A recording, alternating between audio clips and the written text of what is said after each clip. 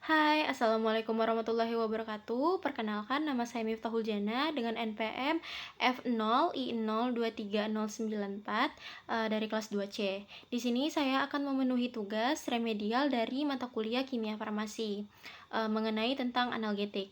Di sini saya akan menjelaskan ulang tentang apa itu analgetik yang saya ketahui. Analgetik merupakan obat yang umumnya digunakan untuk mengurangi atau menghilangkan rasa nyeri. Rasa nyeri sendiri dapat ditimbulkan oleh beberapa faktor, contohnya seperti cedera, peradangan, ataupun kondisi medis lainnya. Analgetik sangat penting dalam pengobatan, baik itu nyeri akut maupun nyeri kronis. Klasifikasi analgetik dibedakan menjadi dua kategori, yaitu yang pertama analgetik non-opioid dan yang keduanya analgetik opioid. Yang pertama ada analgetik non-opioid. Contoh obat yang beredar di pasaran yang umumnya digunakan adalah parastamol. Obat ini sering digunakan untuk nyeri ringan hingga sedang, seperti sakit kepala atau nyeri otot. Parastamol juga memiliki efek antipiretik, yaitu dapat menurunkan demam atau rasa panas. Meskipun umumnya aman, parastamol perlu diperhatikan dosisnya agar tidak terjadi overdosis dan dapat menyebabkan kerusakan hati. Yang kedua, ada analgetik opioid. Analgetik opioid contohnya seperti morfin, kodein, dan oksikodon. Obat-obat ini biasanya digunakan untuk mengobati nyeri yang lebih parah lagi, seperti nyeri pasca operasi ataupun nyeri akibat penyakit kanker.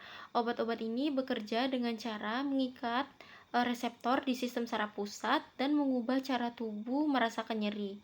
Meskipun sangat efektif, obat opioid memiliki risiko tinggi terhadap ketergantungan dan penyalahgunaan. Efek samping umum yang terjadi seperti konstipasi, mual, sedasi, dan dalam kasus yang lebih serius dapat terjadi depresan pernafasan. Oleh karena itu, penggunaan opioid harus di bawah pengawasan tenaga medis. Yang selanjutnya akan dibahas adalah indikasi dan kontraindikasi penggunaan analgetik. Analgetik digunakan dalam berbagai kondisi seperti nyeri pasca operasi, nyeri akibat cedera, nyeri pada penyakit kronis, ataupun nyeri terkait kanker ataupun nyeri lainnya secara luas. Namun, ada beberapa kontraindikasi yang perlu diperhatikan, seperti NSAID tidak disarankan untuk pasien yang memiliki riwayat ulkus peptikum ataupun gangguan ginjal. Sementara itu, opioid harus dihindari pada pasien yang memiliki riwayat penyalahgunaan zat atau gangguan pernafasan. Pertimbangan dosis dan efek samping harus disesuaikan dengan kondisi pasien. Dokter biasanya akan memulai dengan dosis yang rendah dan meningkatkannya jika diperlukan, sambil memantau efek samping. Efek samping yang perlu diwaspadai meliputi analgetik non-opioid seperti ruam, gangguan hati pada parastamol, dan masalah gastrointestinal pada NSAID. Analgetik opioid seperti ketergantungan, depresi pernafasan, dan gangguan pencernaan. Adapun pula kesimpulannya, analgetik merupakan bagian penting dari manajemen nyeri yang dapat sangat meningkatkan kualitas hidup pasien. Pentingnya pemilihan jenis analgetik yang tepat berdasarkan tingkat dan penyebab nyeri serta kondisi keseluruhan pasien.